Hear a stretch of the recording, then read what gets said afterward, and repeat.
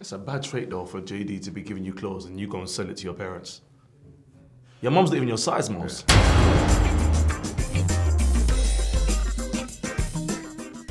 You lot arched your back. You arched, it was actually anal. No lube. You guys weren't even screaming, you were quiet. You just took it. You were victims. It was horrible. 6 whole goals. No, it's embarrassing. I don't know what's happening. Sarri, it's like he was inspired by Jose and was like, fuck this season, fuck Chelsea, fuck everything, I want to go too. I remember when David Luiz was playing for Brazil in the World Cup, in Brazil, and Brazil lost 7-0 to Germany. Yes. And he was at the back. Yes. He's like been involved in a lot of Drubbins. what was it called? Drubbins. Arse pastings. Arse pastings. You had any arse pastings? What do you reckon, Kyle? What do you reckon? I feel you. So Kyle's basically telling me that he's been saying Chelsea's defence is trash for you. What's that? He's been saying who? Azpilicueta, overrated Spaniard, exactly. He's basically saying Rudiger's the only man at the centre back. And me and you, I like Kyle. That's what I'm saying. So Kyle knows where I'm coming from. I know where Kyle's coming from. We said Chelsea's defence is terrible for years. I watched that match, and this is what I saw. Immaturity, lack of grit, lack of spine. It's nothing like the Chelsea I know, you know? You know what? You don't come from Serie A and think that you can boss it here. The team, you look at the team, there's no fun. When Drogba was there, he was doing the Zontos, you know, your dance, all that rubbish, yeah? Not that it's rubbish, but I'm saying... Don't say rubbish, say good. Yeah, all that good stuff. No, it's shit. Sarri's made him weak. He's made him weak. I'm thinking to myself, okay, what the hell is going on here? What is he saying? Carragher's on stuff. Carragher's just trying to troll. And that whole word of trying to troll, it's a new thing, and I'm going to go with it still. But yeah, he's just trying to make you bite. I'm Chelsea manager. Let's look at this team back to front. First off, Chelsea's back off is terrible, fam.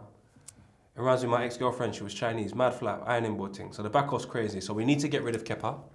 Your name's Kepa and you're not a Kepa. It's mad. Azpilicueta, your best days are behind you, big man. David Luiz should be the first to go, unless you play him DM again. Who played him DM? I think it was Rafa Benitez. Yeah, but he was still like, all of this... The only player that I've really liked recent years that's gone from defence to DM that's looked comfortable, Declan Rice. Who else needs to be gone from I Chelsea? think, you know who needs to be gone? Gone. Seriously. I think their keeper is trash. That Kepa, you. Chelsea needs to get rid of the whole back line, apart from Rudiger. I like him. They had an advert where the little kid went and got a Rudiger t-shirt and he couldn't believe it. You're showing black people love. I like that. Drinkwater's happy to just be there and collect peace. Just so bad. Green. He's drinking. And same with water. Green, the keeper, is there just there for bants. Yeah. Plus the English quarter, they need to fill it up. So, but Ross Barkley, there's nothing about you. There's nothing about you. I say Kepa and Olivier Giroud. I'm better than Ross. Barkley. I think you always need a bit of English. When you're whatever country you're in, if you're playing in Saudi Arabia, you need some Saudis in your team. You know what I mean? So if you're in England, you need a couple of English players, bro. The only problem is you bought a couple of dead English players. First things first, play your best players in their best positions. What's he doing? Why Don't nullify your players by playing them out of... Can I ask you a question? We know Alonso's not a conventional left back, but you play him left back. Why does he do this? He's Italian. So Raheem Sterling was out there in Stamford Bridge, getting abuse, getting killed, just like the black man in the train in Paris. But guess what? He won the war. I feel like those goals are like a dagger to the heart of them, man. Yeah, of course. That's the best way to retaliate. Insane. You're going to be rude to me and call me bad names because of my skin colour and allegedly. I'm just going to just slap you over next time we play. And then you're just going to be screaming at me again. Big up Sterling. So obviously, I grew up in Enfield. A lot of racists that used to get chased every day. And then I got to about the age of 15 and I noticed that a lot of white girls liked me, like really liked me, because I was only one of the only black guys in the ends. And they was attracted to me. They didn't have to go to Edmonton or Tottenham to go and find a black guy. They had one that spoke English like them. Anyway, when I started noticing, I noticed that a few of them, their sisters are of the racist. So I started fucking them extra hard. Bro, I was putting in mad time, bro. Oh, you're banging the sisters? Yes, brother. But Banging banging the brothers is racist? Yes. Bang extra hard, going crazy on it. You know what I mean? I was saying, call me a Negro. Yeah. Call me a Negro. No lie. Yeah. True story, that. You know They're what I calling mean? you that as well? Yeah, yeah. You mad? You don't get girls to call you that. No, Before, no, you had a they girl. just call me Big Daddy Specs. What was that? It's like the same sort of thing. But anyway, bro, it's like Raheem Sterling. I mean, you see a racist, you go in extra hard, bro. So, equivalent, I was doing the same sort of thing. Did you see what he did? Did you? And the thing is, Pep went over to him like this. And he looked at... Yeah, on some. And then little man Zola had to come over and say, brother, I'm sorry. Yeah, man. Zola came on Yeah, some. that- yeah. Cuz. I don't know what he's on. Cuz. Why is Zola going to apologise, you pumplex? You know why? Why I'm mad at him? Because that's what he was like as West Ham manager. All soft. Like, let the guy be angry. Let him be angry, Gianfranco, bruv. You're too nice. I just think, you know when you've got a severe, and I'm being severe nicotine addiction, once you're in a stressful mode, cuz the last thing you're thinking about is the things that you're meant to do. You just need the addiction, fam. Fam, I've been out here with Vuj sometimes. When that boy needs coffee, cuz nothing else matters. If someone ever came to my house and battered me at FIFA, 6-0. you think you're getting a drink or a spud when you leave or anything? I'm just saying, yeah, like, us. No eye contact. So I get it. You're a sport. Man's just getting up and opening the door. That's it. Maybe it was the cardigan, the jumper that was Pep was wearing. I don't like this jumper Pep wears. This like casual. And Mr. says to me, it's Europeans. They are more relaxed. No, this is GB. This is Brexit. Put on a suit. Look serious. Waistcoat? Look sharp. Waistcoat. Look serious. Look sharp. Yeah, do you know what? It's like a year 7 hoodie. It looks awkward on him. It doesn't look like he's... That's the cardigan he wears for teams he doesn't respect, innit? How can you wear that cardigan? But you know what? The thing is though, I'm not offended that he wore that cardigan because I don't think we even respect some of these Arsenal players. So think about it, we've got a guy called Bramall on 20 bags a week. Who is he? Who is he? Who is this light-skinned boy called Bramall? He was sitting lower tier with me 3 weeks ago. I'm dying for Sarri to leave this Premier League. I'm dying for him Yeah, to be he's sacked. shit. And he just looks like the guy that dies in every scene in Sopranos. So I personally think now is the time for somebody like me to step in. We need player managers. We need someone on the ground with them. Yeah, someone that's accountable. You can't lose the dressing room if you're the centre mid. Yeah. You can't. You cannot. Okay, cool. So, boom. Chelsea get smacked up 6-0. Yeah. Leave him in the corner to brew for a piece, but you went looking for him in Nando's. So now he's got something else. Now he's got a line. That's nothing. Do you know why as well? You Do you know can't. why? Because at the end of the video, there's a piece where you spoke to the lady at the thing. And she Oh said yeah, something. she was talking to me like, yo. Yeah. She said, no, oh, your friend? Is it? Yeah, you're looking for my friend? Yeah, Yeah, she- because we haven't seen him. I know why Savage Dan's ready for Miles, because Miles gives Savage Dan time to plan. So for example, yesterday, Miles, we was in Nando's and Miles went around Nando's asking everyone where's that. Savage Dan. I saw that. So he's already given Savage Dan, do you know what I mean? Yeah. Like, I'm gonna get you You've tomorrow. bust the joke. You didn't just leave it to now. You've bust the joke now. Now we all know that, well, he knows we was going to come for him. You fucked it. So- And not only that, you nearly got beat up in Nando's as well, Miles. You know what I mean? Dickhead. Well, I don't know how he did you does see it. what happened earlier when Steve-O was just getting changed? He had his box. Oh my, that was an L. Miles, again, you can't help it. You can't. And the thing is, he didn't even know he was being filmed. He looked at Steve-O's dick, said, "Oh, you got a big one there." So I was getting changed the other day at a shoot. I brought Miles along to be my... Yeah, put that on so you can hear me, man. I brought Miles along to be my assistant for the day. I actually even got him in as an extra onto the shoot. Bro, I'm getting dressed, because you know me, I'm Steve-O. I get dressed no matter where. Pulled it down to my briefs. Didn't even have a hard on or nothing. It looked quite big though. Semi, probably, I don't know. And he went, you got a big one. And then he turned around and he saw that my guy was filming and he was like, no, started but he meant it. And I'll be honest with you, at the time, what do you do when your brethren like puts it on you? Bios? What? Bios. I didn't say anything. But it's not how it seems. And I don't want to film anymore. I don't want to be here. No, what did I say? We don't got these boxes. Got a big one there.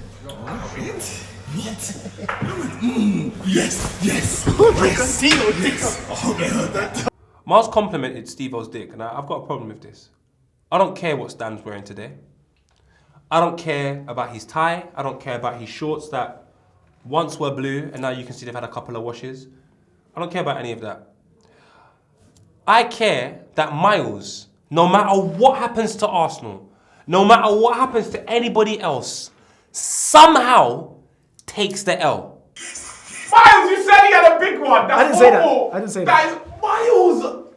I wasn't talking about. He's got big legs. Have you seen Keller's legs?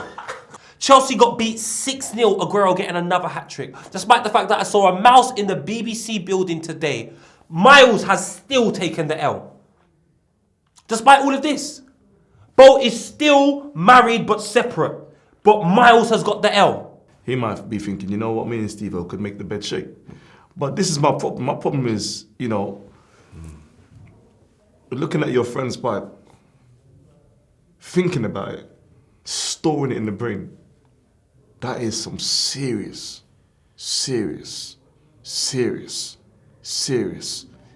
imagination. I was in Paris. I woke up to a message from Specs.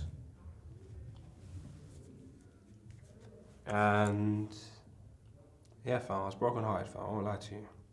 Like, the reason why me and Cadet even have a relationship is because of my brethren, T. T was proper on Cadet, like proper on Cadet. He was telling me how he had so much faith in him, and I wasn't sure at first. And then off the strength of T's recommendation, I said, you know what, scrap it, let's get him in, and I went to do something called Dr. Poe with him. And you couldn't meet a more humble and more cool brother. I actually came in late that morning. I got in around 3:30. And obviously you check your phone before you go to bed. And I saw Crep's tweet as he tweeted it. Is it? Heartbroken. And I was thinking, broken heart. I was thinking in my head, what's he talking about? Maybe a girl or something. Yeah, anything. I don't know, girl, yeah, anything. Just left it. Woke up, my man Cadet's dead. And I looked at my phone. I was surreal, bruv. And I was just scrolling through the timeline and seeing pictures of Cadet and stuff. And then, bruv, tears just started running from my eyes. Steve-O, I was DJing, I came out about 3:30 in the morning. And I received this message about Cadet. But I was, because I'm in a group with, you know, Steve-O, Poe, everyone, I was thinking, no one's saying anything. So I tried to call everyone. Obviously, it's 4 in the morning. You messaged me at that time in the morning. And I was just thinking, no, it can't be true. It can't be true, it can't be true, it can't be true. And that morning, I couldn't sleep, but I just tried to like take my head off it. And then as soon as, you know, the post came out, I just couldn't understand what's going on. To me, this year, this was Cadet's year.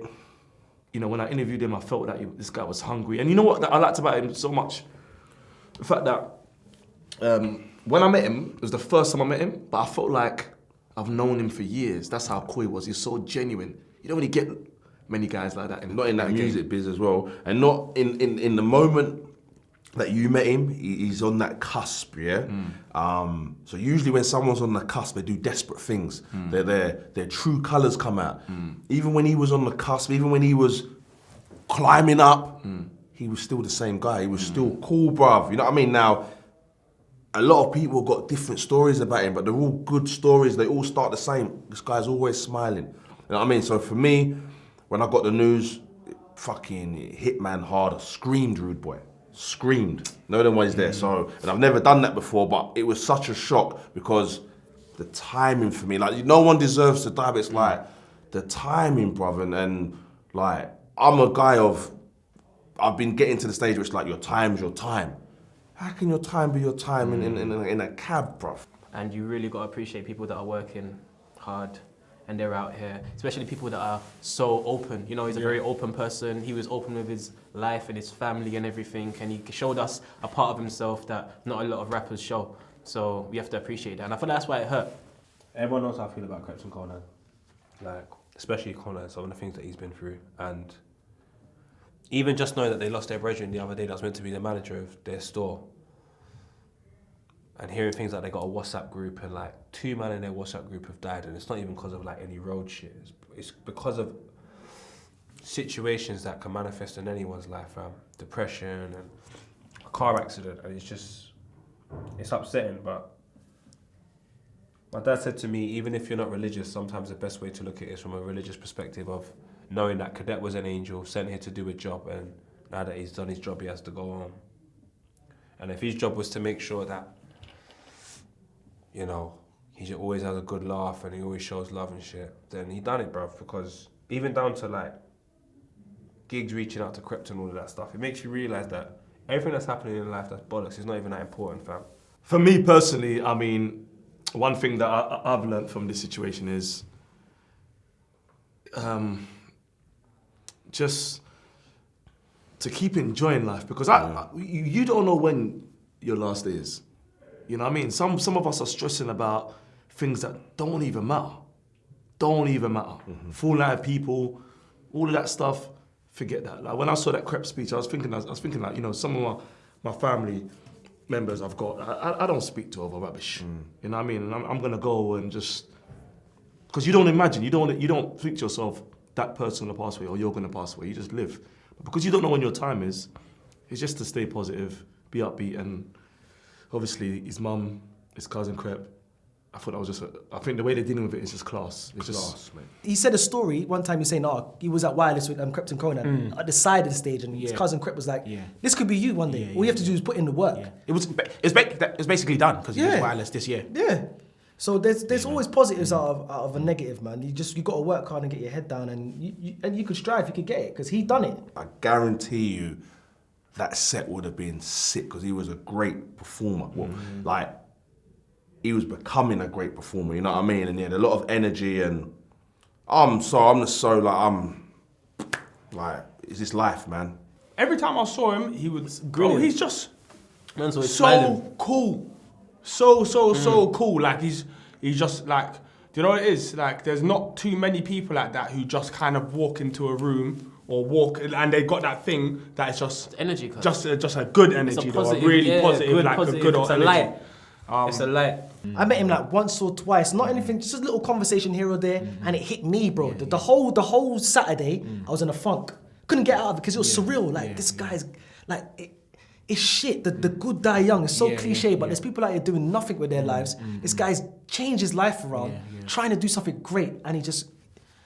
But Cadet, your music will forever live on, bro. I believe they'll be looking down and telling us, man, come on, man, come on. Let's carry on going and then do this legacy. Like he was a part, him, Dino, and this last few years is a part of the resurgence of English music, you know what I mean? So he'll always be remembered, you know what I mean? I'll always remember him. Like, I will never, ever, ever, ever forget Cadet, you know what I mean? So, yeah, man, I'm so happy that he got to where he got to. Now, I know he was going a lot further, but I'm so happy he got to where he got to before the death, man. 3-4 weeks ago, I was congratulating him for getting the Wireless situation, and I was just teasing the crap out of him, like, what are you gonna do with them songs on stage, yeah? Because I ain't come to support that on some joke thing, and now man's not even gonna be there, fam. So yeah, this one hit me hard, fam. I won't lie to you, and it hit Spec. It hit Specs hard.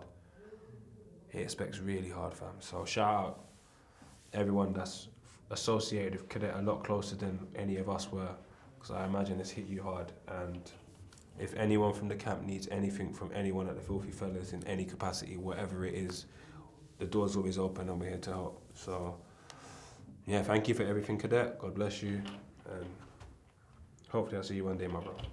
rest in peace, Cadet. Yeah, bro. Fucking. We'll see you when we get there. Yeah, bro. Well, I don't want to get there anytime soon, but we'll see when we get there.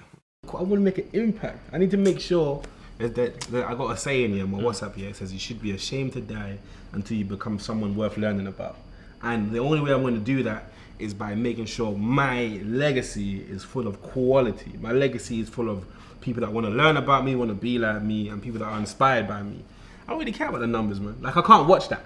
I prefer to make a big impact in a small pond rather than a small impact in a big pond. And it'd be like, yo, Cadet, shut down. I want to be like him because he really knew what he was and he went for it. Listen, That was a bar, innit? you know, it came out nicely. That was neat. Huh? Still, I didn't even plan that one there. That was That mad. one just came out. That one, that my heart was. Yeah, I know. My legs were shaking. I know.